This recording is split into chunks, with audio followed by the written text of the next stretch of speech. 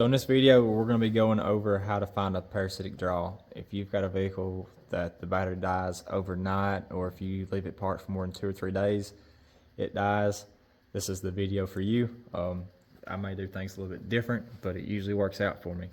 It's not very complicated. The main thing you're going to need is a voltmeter. It doesn't have to be an expensive one. These are like 30 bucks, I think. Really like these. Now my test leads, I can actually change out, so we will swap between the alligator and the regular leads, but it's not something you've got to have. You can make it work. This is just easier on me. So to get started, the first thing we want to do is make sure our equipment is working. So to do that, we are going to turn our voltmeter to ohms, the little horseshoe right there. And then you should be reading 0L or OL, whatever it is, open circuit. We're going to connect our 2 leads, and we want to see zeros across the board.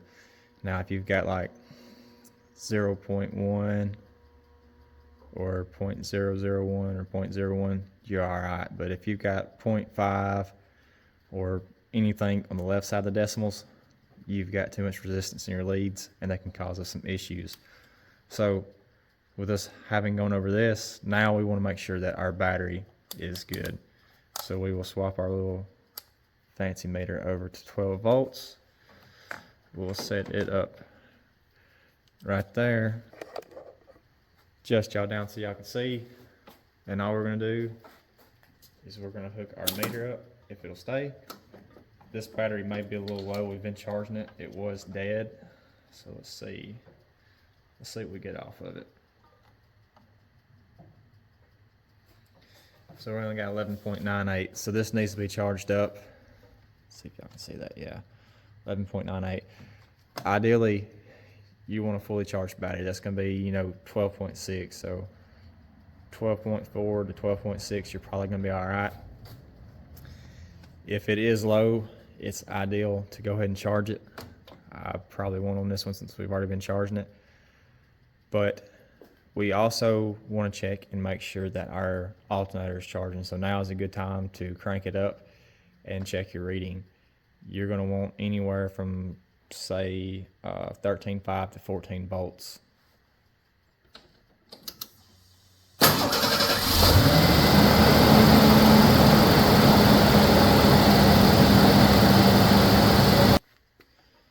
Alright, so we verified that the alternator is working. So now we gotta get the vehicle ready to do this test. And what you want ideally is your vehicle to be set up the exact same way it is whenever you're having the problem. We're gonna make sure all the doors, interior lights, all that good junk is off, because we don't want to burn this meter up whenever we get ready to set it up. Now, you're gonna have to think about this. Where are your fuse boxes? Let me adjust you a little bit.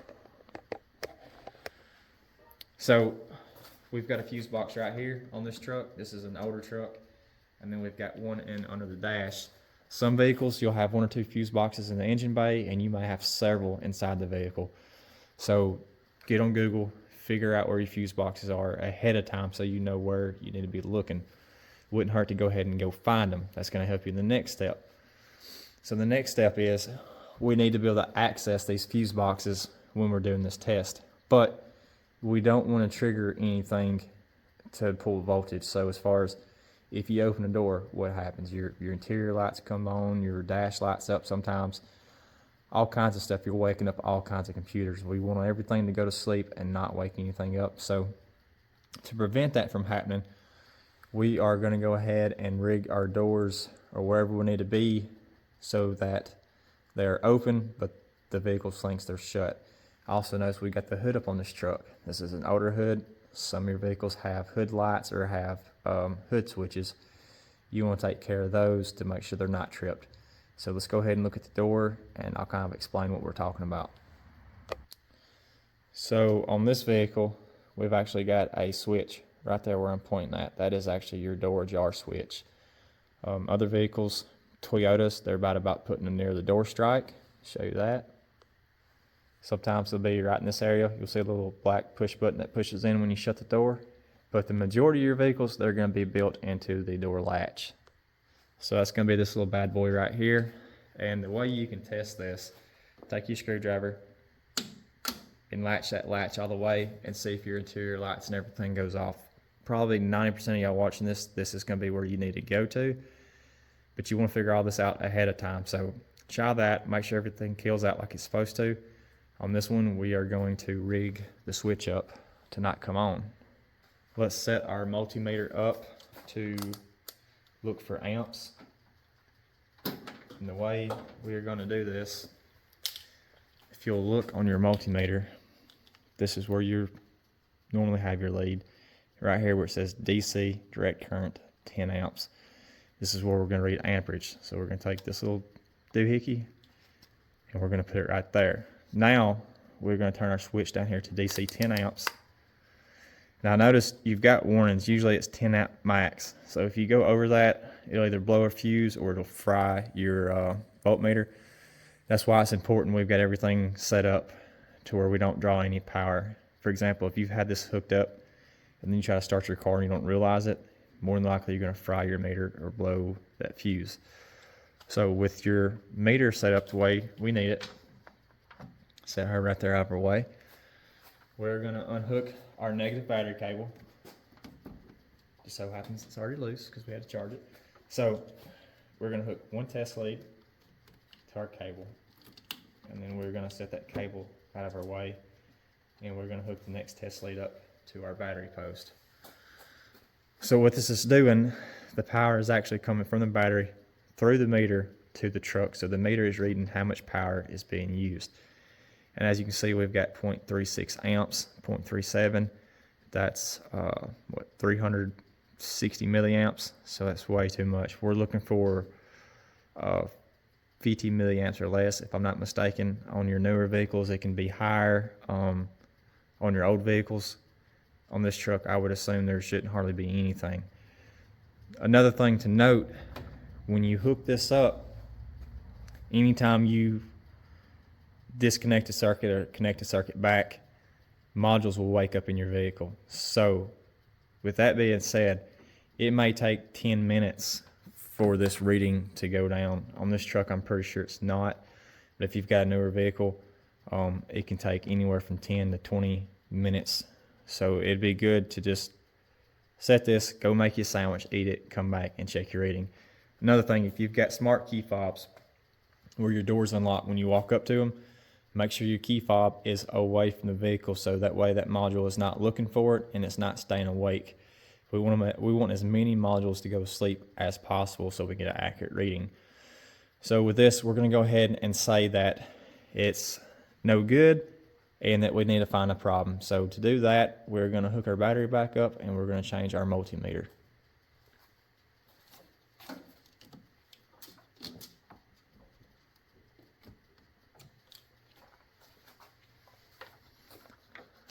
Alright, so on our multimeter, we're just going to put it back like she's supposed to be. We're going to go to 12 volts and we're going to change out our leads right here. And this is where the fun begins, folks. So once you do this, you've got your multimeter set up. Now we're looking for what is using voltage, and we're going to go looking for voltage drop across our fuses, because if you pull a fuse, it can cause other modules to wake up. This is the simplest way without having to go back and double check everything. So we've got our multimeter down here in the bottom. Hopefully y'all can see that. Alright, for whatever reason our meter is reading 0.2 with nothing, so that's not ideal. I must have dropped this meter time too many. So we'll keep that in mind. It's at 0.2, just so I don't have to go dig my other meters out. What we're gonna do is we're gonna put these leads on each side of these fuses, just like you would with a test light to see if the fuse is good or bad. And we're gonna look for a change. Still 0.2, check the next fuse. Still 0.2, check the next fuse. still 0.2. I'll check the next fuse.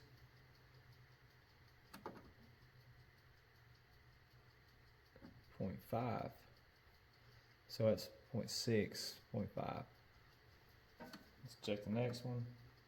Keep that in mind. 0.1.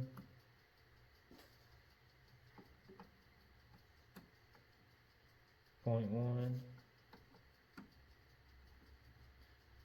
0.1. So we're going to go back and recheck all of them. Go back to the first fuse. We're at 0.1 on everything. Second fuse, still 0.1. Third fuse, still 0.1. The fourth fuse right here is the one we had earlier. We're at 0.5. So she goes back to 0.1. So we're going to say that's 0.4. That's 0.4. So now that we've got that, this isn't the best because we can't really trust our multimeter, but I got a little bit of faith in it. We're going to go to a conversion chart and we're going to see what that's going to change out to. All right, so looking at our chart, 0.4 to 0.5 millivolts drop across this 40 amp fuse is going to be, you know, close to 300 milliamps of draw, which is what we're having in the beginning. I will pause the video here and then show y'all the chart and explain how to use it. It doesn't really matter. We just know that, hey, this is where our draw is coming from. So if we look, it's 1, 2, 3, it's the fourth fuse and it's 40 amp. So if I can keep from dropping this lid, let's go look at our lid and see how this goes. So we'll go 1, 2, 3, 4, 40 amp, and it goes to the fuse panel inside the truck. So if we pull this fuse, our current draw should go away. Now we can pull that to verify, but what this is telling us is that we're going to go inside the truck to the other fuse panel to find our problem. Alright, so unfortunately I wasn't able to really get you a video of me checking each fuse inside the dash right here. But we did the same way. We checked with voltmeter. Nothing was showing any amp draw. And then I went and looked at a wiring diagram and seen 3 fuses went to the main fuse out there we seen. One of them was this little bad boy right here, and I still can't hardly hold it. It's hot. Happened to rub my hand against it, and I said, daggum, that's hot. Something's going on here. Well, this is fuse number 12, and it is fed by the fuse we're having problems with. And I don't know if y'all can hear it, but she's jingling.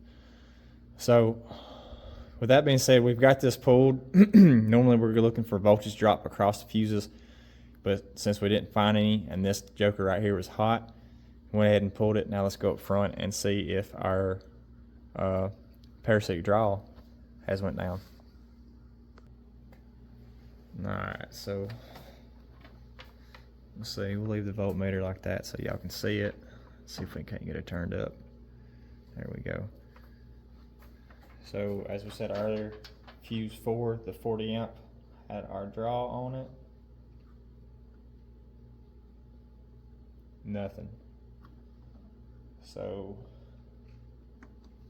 check all the other ones just to be sure.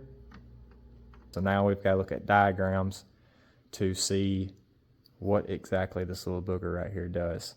So we'll pull those up, and I know some of you are not going to have access to diagrams. Fortunately, there's a lot of places online that have them, and if not, there are companies like AllData and what is it, Mitchell on Demand, or Mitchell, that will, you can buy like a 24-hour or 6-month pass for a vehicle for like 20 bucks.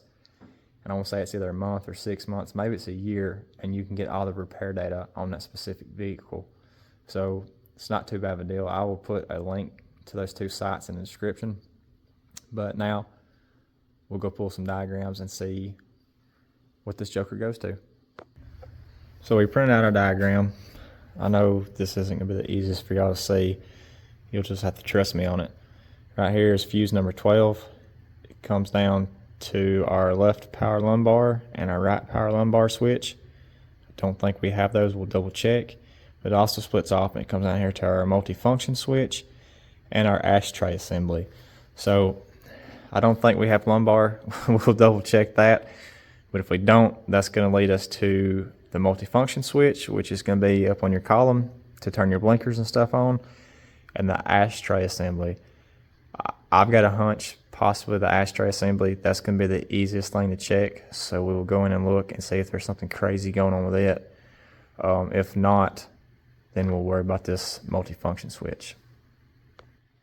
All right, just for kicks and giggles, didn't see anything in the ashtray but the cigarette lighter. So before we mess with it, I've taken and put our number 12 little metal fuse deal back in, and then we'll check right here.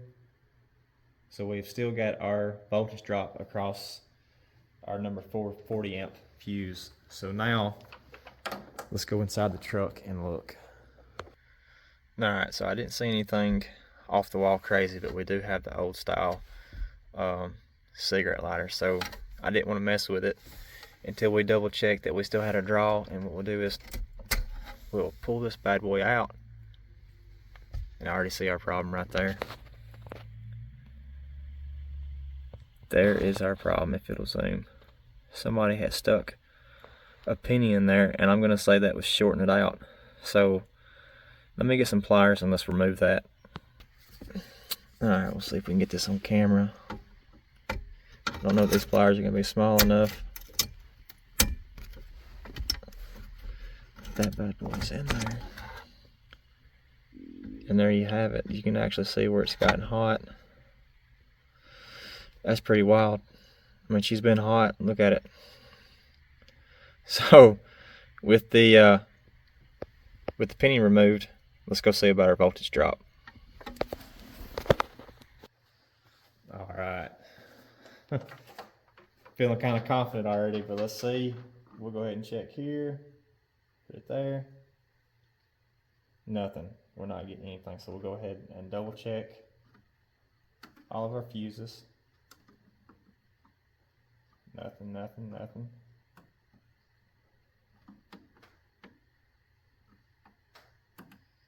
And nothing. So just to be triple sure, what we'll do is we want to hook this battery. We'll go ahead, swap this bad boy back over. Move that to DC amps. And I noticed my door stopper fell out, but the cargo lamps weren't coming on. So maybe there's nothing there. We're gonna kind of go with the flow here and see what happens. So we'll hook this bad boy up. And there you go, 0.001 amps. So now our problem is solved. a penny in the ashtray or in the cigarette lighter got us. So this didn't really go the way I was expecting. I honestly thought it was going to be something to do with the radio because it's got an aftermarket radio, but it was a penny. A penny caused all this problem and could have burned the truck down. As hot as that fuse was, I don't know how it hadn't already blowed. So anyways, hopefully this helped some y'all. If it did, let me know if it didn't. And if you've got questions, if you're needing to do a voltage drop test or you need to check a parasitic draw, let me know.